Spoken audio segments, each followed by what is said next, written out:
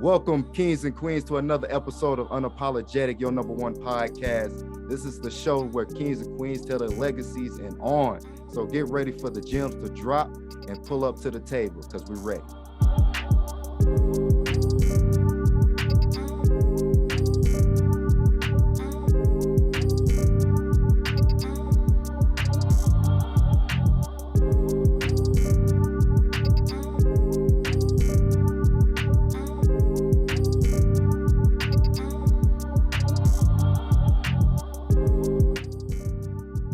Welcome, ladies and gentlemen. It's yours truly, Melly Mel, right here on your number one podcast. Unapologetic is in the building. We are in the studio like usual.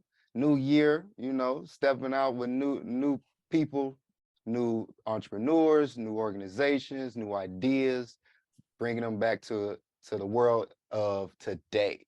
So to start everything off, I want to say thank you all for actually sticking with us from last year on the Unapologetic family.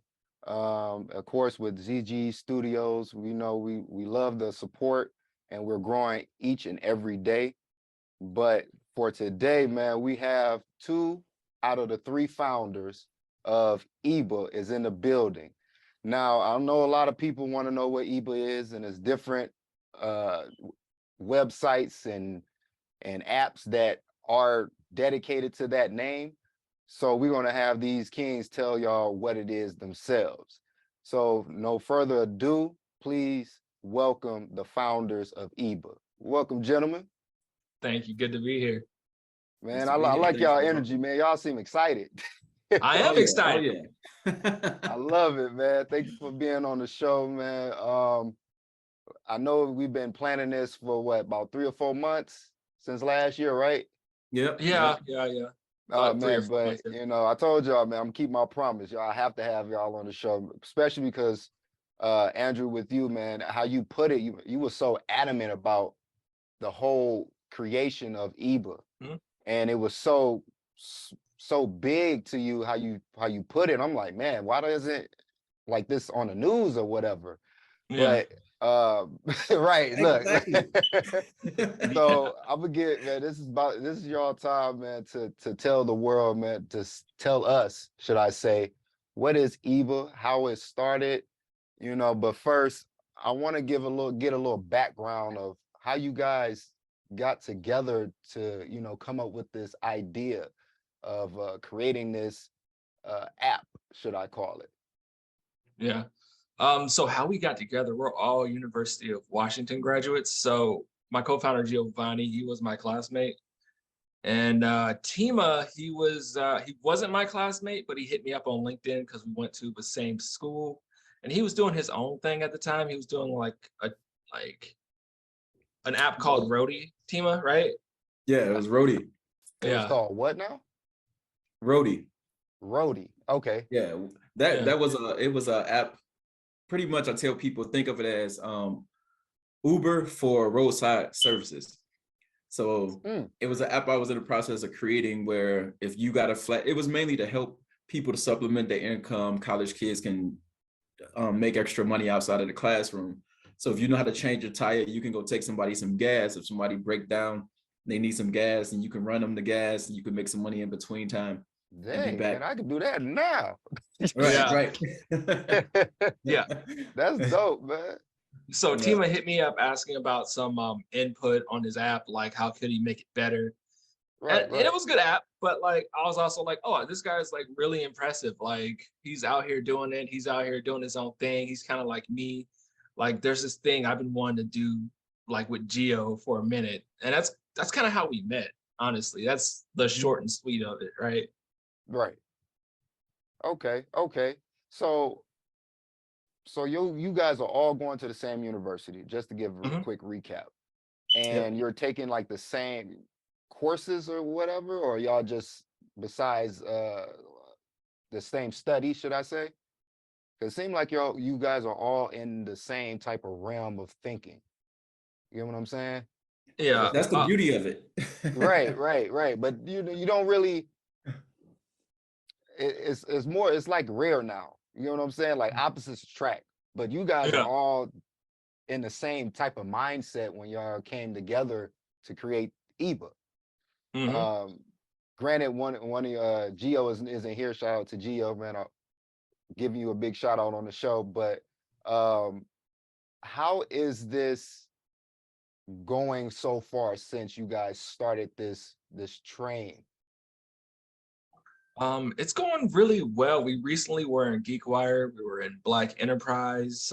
There's a few other things coming down the pipeline.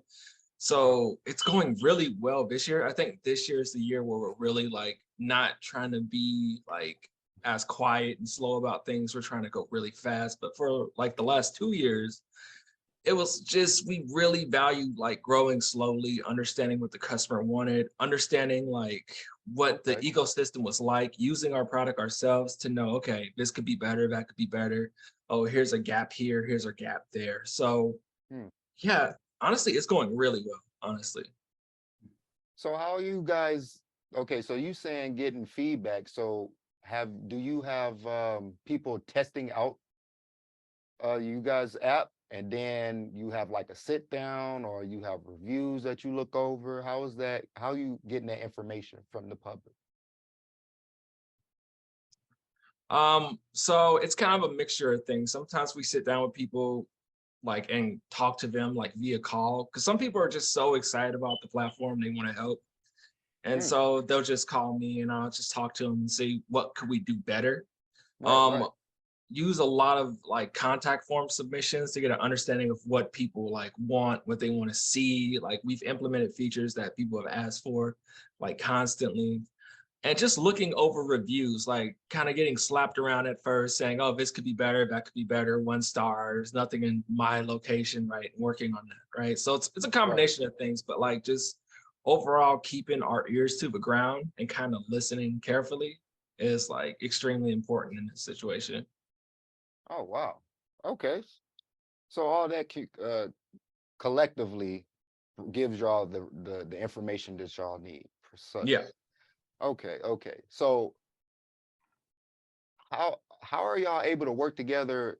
I know each individual has their own type of ideas that they want to implement, correct?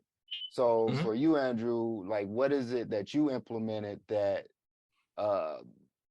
your partners can't, like Timo can't implement, that he will be like a piggyback off of? You know what I'm saying? Because it's a partnership. So you have to help one another, feed off one another. How does that work with you guys? For me, I build a lot of the stuff. I'm like the software engineer here. So I build a lot of the stuff, but like I source ideas from both of them and they both have like really great ideas. Like Tima came up with the idea that like, oh, we should have an app because it's called the Essential Black Business App. That's what the EBA stands for, but we were a website, right? So it's kind of crazy to call yourself the app, right? And have no app, right? So like, Tima gave me the idea for the app and he gave me a few other ideas of things and like things we have coming down the pipeline. And Giovanni comes with a lot of ideas and like, I lean on them for just a lot of feedback on things we have implemented, a lot of feedback on like, hey, have you been talking to people? What are they saying? Like, how do people like take this when you show this to people? Like, what are you guys observing from the world? Because like my vision of the world is like my own, right? And I can only see so much. But if you have 3 different visions of the world, right, it's much more expansive than just a single person's. And I know Tima has like a lot more to say about this too. Oh yeah, like it's one of those situations. We host meetings amongst ourselves a couple times a week, so that way we're always touching base what we've been working on this week, what we have coming up next week and stuff like that. But we always make sure the information that we have, we keep it together. So say if I'm going out to interview a business owner, I'll let them know, hey, I'm going to interview this business owner. So that way we're not all tapping into the same business at the same time to kind of keep that cohesion going. But it's mainly about having an understanding and having that ability to want to be critiqued and not get to like a lot of people, oh, you can't tell me what to do type of deal. But we have that, hey, if I'm messing up or you see something different or it can be better, let me know. we're open to critique it and making those changes without just getting stuck at one thing and say, no, it has to be this way, you know. Oh, constructive criticism. Oh yes. Oh yeah, it's a plus. Oh yeah. I mean, because there's been things like, because like Andrew says, like sometimes I'll see something and my mind gets to working and oh, we could do it this way, we could do it that way. And that's how, like when I first met him, I seen what he was working on. And like low key, I wanted to work with him, but I didn't want to come out and say, hey man, can I work with you? So I was like, so I was just Okay. mainly like, okay, this is what I'm working on. And it was just crazy how it worked because the same way, like I seen what he was doing. I sent him a message on LinkedIn, like, hey man, we going to the same school. Can we meet up? And it was like, we met up, he seen what I was doing and he was just like, hit me back. I was like, hey, this is what I'm working on. Would you be interested? And I'm like, yeah, let's go. Okay. because Okay. because No, that I makes seen what sense. he was doing and he's good. And so that's why I was like, man, I got to find a way to work with this guy. And so it's just that ability. And I let him take, when it comes to the technical side of things, because that's his forte. I'm not going to jump in and try to act like I know what I'm doing. So I'm going to let him to take the reins and go with it. Now, if it's something like my side of the deal, when it comes to like going out, engaging with the people and stuff like that, getting feedback, talking to businesses, that's my background is in sales, and you could tell I love to speak. So, Right. so I usually would take those sides of things and go with it. And we kind of give each other that space to be yourself, but not trying to change the way you work and how you operate. Man, that's a beautiful chemistry right there, man. I mean, you know, we all know it because we're all men and adults, but we seen how certain companies or corporations or teams they bump heads hard, and they'd be having the most greatest and dopest ideas, but because of egos and who wants to be first and who wants to, have the limelight, it destroys the whole platform. And Exactly. so it's Yeah. good to hear, on a professional level, that you guys are able to, not just feed off one another, but step back when it's necessary without really communicating. You know what I'm saying? So that is, to me, communication is the biggest thing in the world. Without communication, we really don't have too much. It'd be a one-sided thing every time. So for you guys to actually bring that up, man, I thank you all for that one, because y'all need, whoever's tuning in, going to tune in, check that out, man. Communication Yeah. is key, as y'all can hear. But I want to go with when I talked to you, Andrew, you said something about the Afro Tech Convention in Oakland. Mm-hmm. So can you give us a little feedback on that? Like, what is that? It is from, you guys know Afrotech? Not Afrotech, but Blavity. I'm sorry? Blavity, like the media outlet Blavity. No, I never heard of it. So basically in general, they're like the Black BuzzFeed, I guess, or like the Black BuzzFeed. But Okay. they do like a tech convention every year to get more Black people into tech. They bring in like big companies like Facebook, Amazon, Microsoft, and Oh, just wow. like, They get yeah, big names, big names. Okay. yeah, they're big. They're extremely huge. So like how Afrotech plays into this is that me and Giovanni went to the Afrotech conference in about 2018, 2019. While we were there, we wanted to support some Black-owned businesses because it's Oakland, right? Oakland's getting gentrified. We want to kind of help stop that in any way we could, right? Mm, But when we tried to do it, we found that we couldn't actually find any businesses to support. Like there might have been like apps out there and things like that. We might have tried a few, but it wasn't easy to use them, right? And so, okay. yeah, that's kind of what inspired like the formation of this thing. Like me and Gio going back and forth on like, if we were to do something like this, what would it look like? And we went back and forth for like a year, right? Just like Mm. daydreaming about it, right? And it eventually came to the point of where like we can't really daydream on this anymore. We kind of have to do something because like nothing's been done. It's been a year, nothing's changed, right? The Right. landscape hasn't really changed all that much. So that's kind of how Afrotech plays into it. And that's kind of the origin story of the EBA. Like, yeah. Okay, okay. So, man, so so do you go back? Do you guys, excuse me, do you guys go back to the convention even now? We haven't gone back because of COVID and everything. But we're gonna go next year because it's a wonderful conference. It really is. Yeah. And I gotta, yeah, man, I gotta meet y'all up there, man. I didn't know that. Yeah, you That's gotta check it out. so that's yeah, that's new information for me. So, Yeah. Oh yeah. They wow. So next convention they should have us up there presenting. I hope so, man. And put this video up there too. Yeah. Let them know. Yeah. So, Tima, I got a question for you, man. Mhm. So, what all you say you deal with communication. So, what are the types of avenues are you trying to tap into with EBA besides just black owned businesses? Is there like a different, like, is it going to be like governmental? Is it going to, such as politics? Is it going to be, you know, healthcare, education? So, Well, we got we actually just released another product under the EBA umbrella, which is our e-commerce side. So now we're allowing sellers, business owners that sell products online to be able to sell their products through the EBA. So kind of think of that as not having to go through Shopify, and you can yeah. sell your products on the EBA platform and all in one house. You can list your business, you can sell your products, you can do everything through the EBA. We also have Yeah. other avenues that we discussed, definitely like getting into education.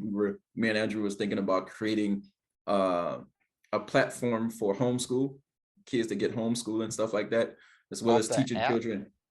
Yes, as well as teaching Mm, like financial literacy.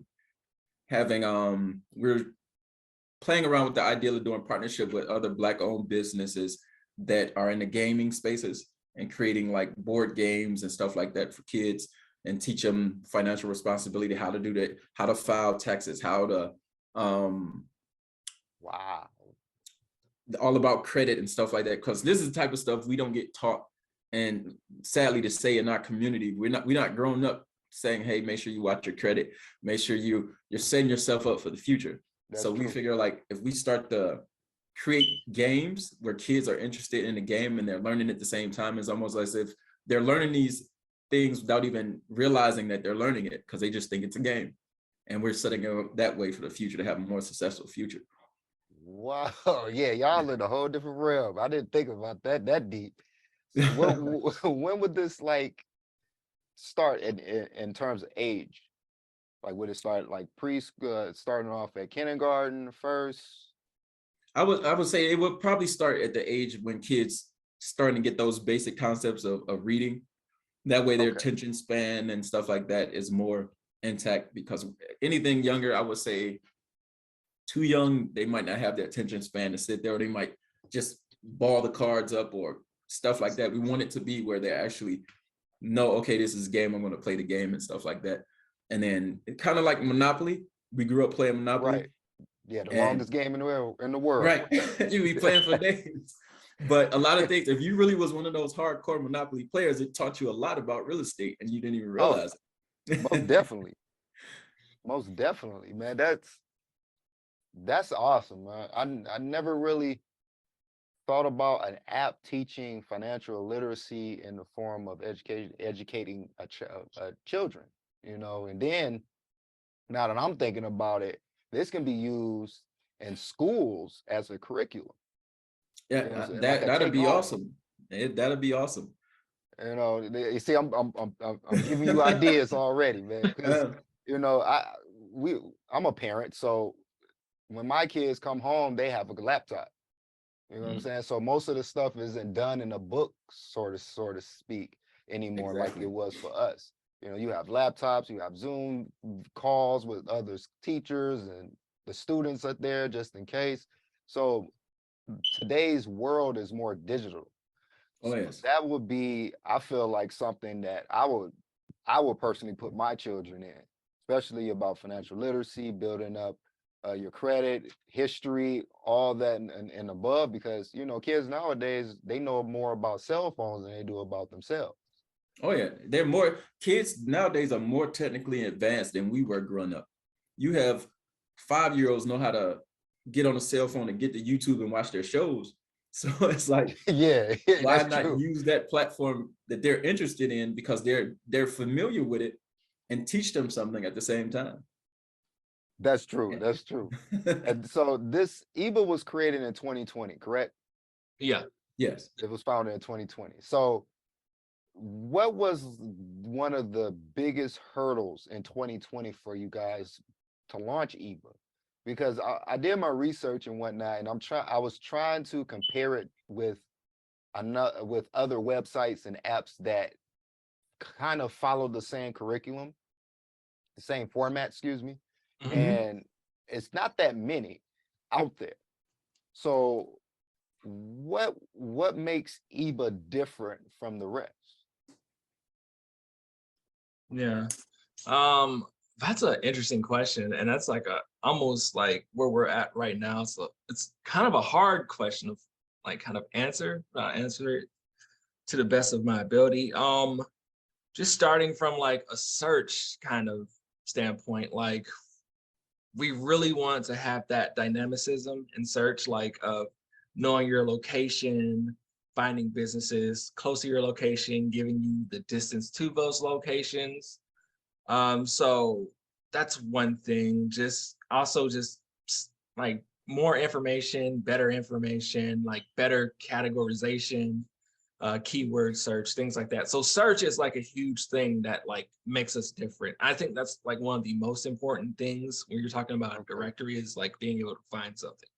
But from a grander scheme, if we like step back, we're moving away from just being a directory, right? We're like trying to move towards being the next Google for Black people, right? Ooh. If you look at Google, like you can search, but search is just the entry point into the customer journey, right? Right. Right. So you find a movie theater, but on Google you can buy the tickets from that movie theater, right?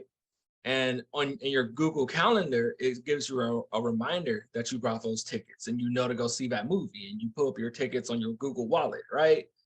So in that sense, we want to do that for Black-owned businesses. We want to provide this streamlined ecosystem for Black-owned businesses. We want to have this kind of effect, this Ebba effect. When you see the Ebba logo, when you see the purple, you kind of know what the experience is going to be. And it's the same across the board for each business, right?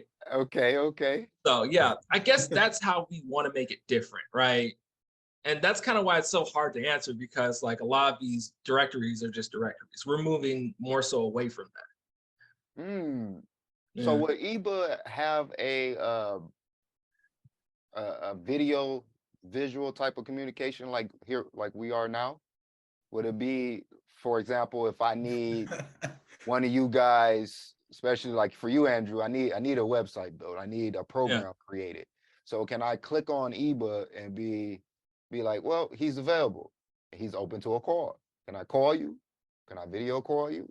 You know, is it something that because instant gratification is what the world wants now. You know what I'm saying? So it'll be in my minds, it'd be a plus for me to talk to you directly instead of waiting on a message.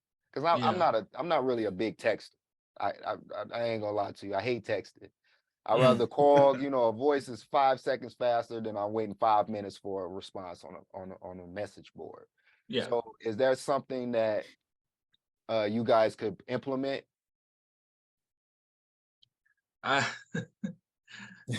It's like you're almost in our meetings. Right. That's what I'm thinking. Like, how do you know this? I don't know if it's a question of can we implement it. I think it's more so a question of have we already implemented it and are we just waiting?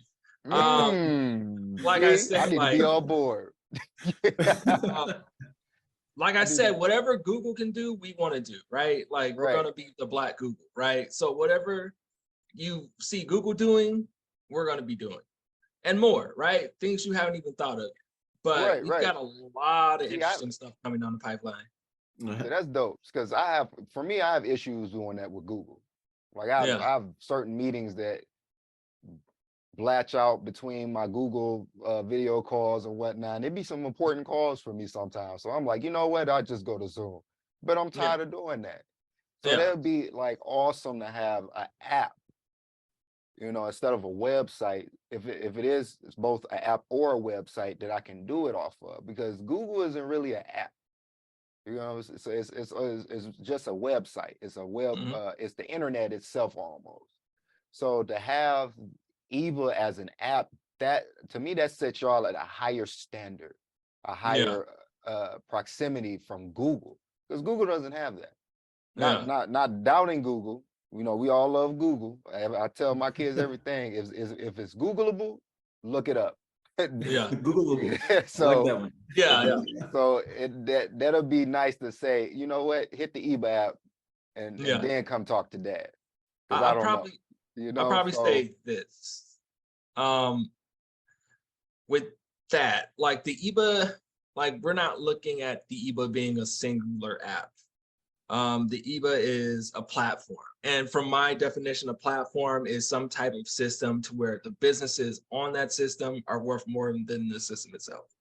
And so from that perspective, like if we did have something like that, it wouldn't be called Ebba. It'd be an Ebba product.